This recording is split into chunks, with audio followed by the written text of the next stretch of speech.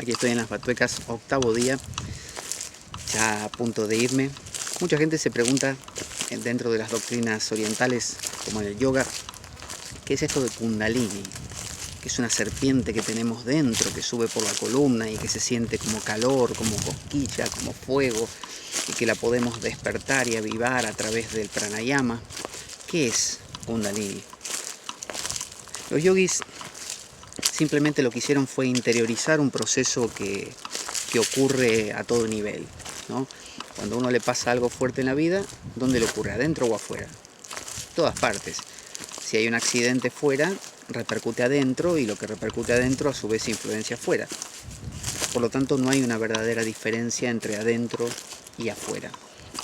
Entonces, cuando hablamos de Kundalini, de esa energía serpentina, es una metáfora que utilizan los yogis, y no por decir metáfora implica menos real, para hablar de energías internas, de cosas que pasan dentro mío y también fuera de mí. Despertar Kundalini significa despertar una parte mía que estaba dormida. En la alquimia le llaman despertar al azufre, ¿no? Que los soles y lunas míos se separen entre sí, que formaban una costra dura y maloliente, lo que le llaman los cristianos el pecado, y que se empieza a formar un azufre, que es lo que llaman en el cristianismo Jesús, es decir, una fuerza capaz de revolucionarlo todo. Y esa fuerza va rompiendo, ¿no? Como el Jesús histórico, rompiendo un montón de cánones y de estructuras, y despertando la parte crística dentro de sí, y produciendo cambios entonces muy radicales en el mundo, para luego que esa energía acabe su ciclo, muera crucificada y comience otra vez. Entonces, cuando hablamos de Kundalini, ¿de qué hablamos? Bueno, hablamos de una energía que se va despertando en nuestro interior y que estaba dormida. Dicen los yogis que nuestra energía fluye o por el Ida o por el Pingala, por dos canales que tenemos, que serpentean a lo largo de la columna y se entrecruzan muchas veces, formando 6 veces, formando 6 chakras, Sat chakra. El séptimo no pertenece a este entrecruce, sino que está en la coronilla de la cabeza, como un corolario. Ahí en la coronilla se entiende Vive Shiva, que representa al misterio, representa a Dios, lo no nombrable. Y hacia abajo, en los 6 chakras que van hacia abajo, son 6 niveles donde eso innombrable va tomando cada vez más forma, hasta que en la base de la columna, en el Muladhara chakra, está la tierra tal como la conocemos, es decir, mis pensamientos, mis preocupaciones, mis cosas. En el chakra que le sigue hacia arriba, partes mías más sutiles, emociones, en la siguiente, y así, mente, intelecto, ¿no? Niveles de mi persona. Normalmente la energía, dicen los yogis, fluye en Ida y Pingala. Ida es femenino, Pingala es masculino, es como en la alquimia, la luna representa Ida, es más emocional, más interiorizante, pero también más nostálgica, melancólica, depresiva, fría, emocional, femenina. Por otro lado, Pingala es masculino, es más potente, es más fuerte, pero también tiene que ver con el orgullo, con las metas, con el no parar, con el quemarse de tanto esfuerzo, ¿no? Agotarse, la soberbia inclusive. Entonces, normalmente rebotamos entre esas dos cosas. El sol es más yo, la luna es más permisiva, por eso los yogis buscan despertar el canal lunar para hacer sus prácticas, mantenerlo activo, porque dicen que es mejor. Y estos canales se relacionan con la respiración. Los yogis utilizan la respiración para activarlos, porque la respiración es un ritmo, y las retenciones de aire y las visualizaciones, pero en última instancia, cuando estos dos canales se neutralizan y despierta el canal central, que es el Sushumna, y a través de él sube la serpiente, porque se dice que al hacer estas retenciones de aire se deja a la serpiente sin néctar, un néctar que desciende desde la coronilla normalmente, el néctar de la luna de Shiva, es decir, hay una energía divina, como el rocío cocido de los alquimistas, que está lloviendo todo el tiempo sobre nosotros y nos mantiene vivos, y nos mantiene pensando y funcionando, pero a nivel básico, digamos, ¿no? Piloto automático.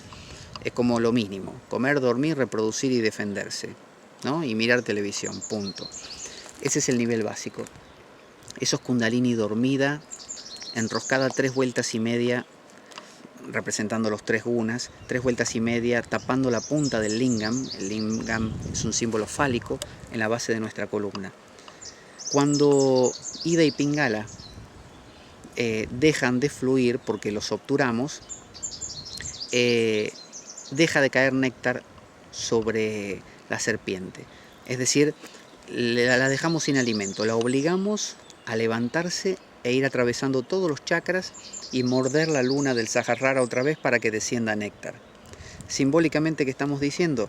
Estamos obligándonos a dejar los viejos senderos de luna y sol. Alquímicamente estamos anulando luna y sol y despertando al azufre, que es la fusión de la luna y el sol, con predominancia masculina, predominancia solar, porque es lo que le da el despegue, para que se eleve. Y en su elevación va atravesando todos los chakras, va desarmando nuestro mundo tal como lo conocíamos. Entonces, mientras lo hace, hay gente que dice: siento calor en la columna, siento quemazón, puntadas o punzadas, siento esto, lo otro. Bueno, sí, se pueden sentir cosas, ¿cómo no? Lo mismo que si uno dice en este proceso alquímico del despertar del azufre, siento o tuve una visión o siento tal cosa. Sí, obviamente, el afuera y el adentro son lo mismo.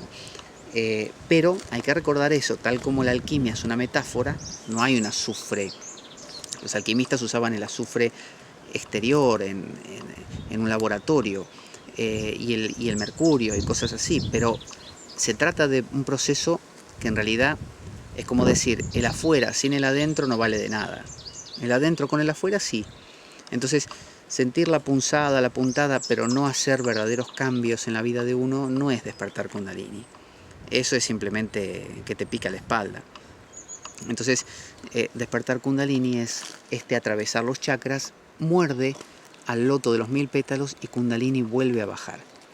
Cuando muerde el loto de los 1000 pétalos es como decir: me enchufo directamente a la fuente. Hasta ahora estaba viviendo de nada. Como decía Job en el libro de Job en la Biblia, decía, le dice a Dios: te conocía hasta ahora de oídas, pero ahora te he visto. Esto es lo mismo. La mayoría funcionamos de oídas, es decir, con las pocas gotitas que nos cae de néctar del cielo, ¿no? Con el maná que nos mantiene vivos mientras vamos por el desierto.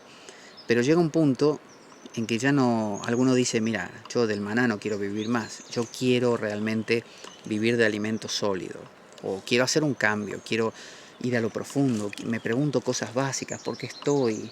Me cansé de comer, dormir, reproducirme, defenderme, ir al cine y pasear por el centro comercial. Tiene que haber más, tiene que haber más.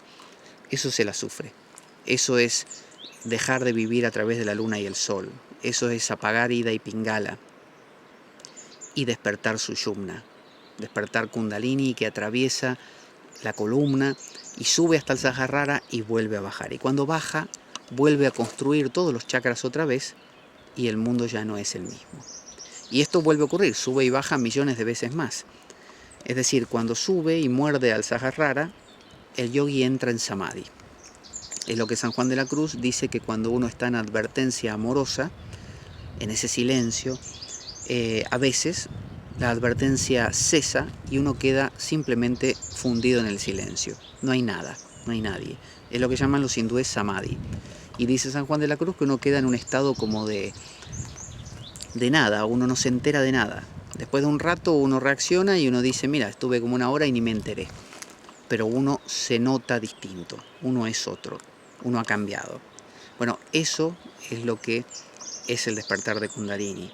Pasa que los hindúes le dicen despertar de Kundalini, porque en la India hay muchas serpientes, entonces se imaginan una serpiente dentro. Y porque los yogis se tenían que ir a vivir al monte, o a la selva, o a las montañas, y tenían que vivir toda su espiritualidad a nivel alegórico y simbólico interiormente. No podían estar haciendo rituales externos, no podían hacer puya o cosas así muy complejos, con sacerdotes, cantando los mantras védicos. No podían, estaban solos. Entonces todo lo llevaron para adentro. El místico, como aquí en Batuecas, que la tengo a mis espaldas, hace lo mismo. el místico, ¿qué hace? Vive todo el proceso interiormente. Dice un ermitaño, como vimos ahí en la ermita, en estas ermitas tan bellas que hay aquí en Batuecas, el ermitaño dice, yo no puedo bajar a la misa en pleno invierno con la nieve o simplemente no puedo bajar a cada rato por la montaña, me quedo en mi ermita solo y ahí hago mi oración, mi proceso interior. ¿Cómo lo hago? Bueno, lo hago a nivel, no puedo hacer que el cáliz, que la mesa, que no puedo hacer misa. Quizá ni soy sacerdote, no lo puedo hacer. Entonces, ¿qué hago? Todo ocurre interiormente. Cristo interior, el cáliz interior, el pan interior. La alquimia hace eso, por ejemplo. La alquimia a veces lo hace exteriormente con objetos, con matraces, con hornos y cosas, pero siempre ocurre a la par interiormente. Lo de afuera, sino de adentro, de nada vale. Entonces, Kundalini, despertar Kundalini, es una manera de decir lo mismo que diría un alquimista, lo mismo que dice un cristiano cuando dice, ya no vivo yo, Cristo vive en mí, o sea, Cristo ha despertado en mí, o siento a Cristo en mi interior, es lo mismo. Lo que pasa es que, bueno, hay lenguajes que nos parecen más entendibles, o estamos más habituados, hay lenguajes que nos caen pesados, que los rechazamos, pero en el fondo están hablando de la misma cosa. Batuecas, aquí en Castilla y León, precioso, sigo bajando por la montaña.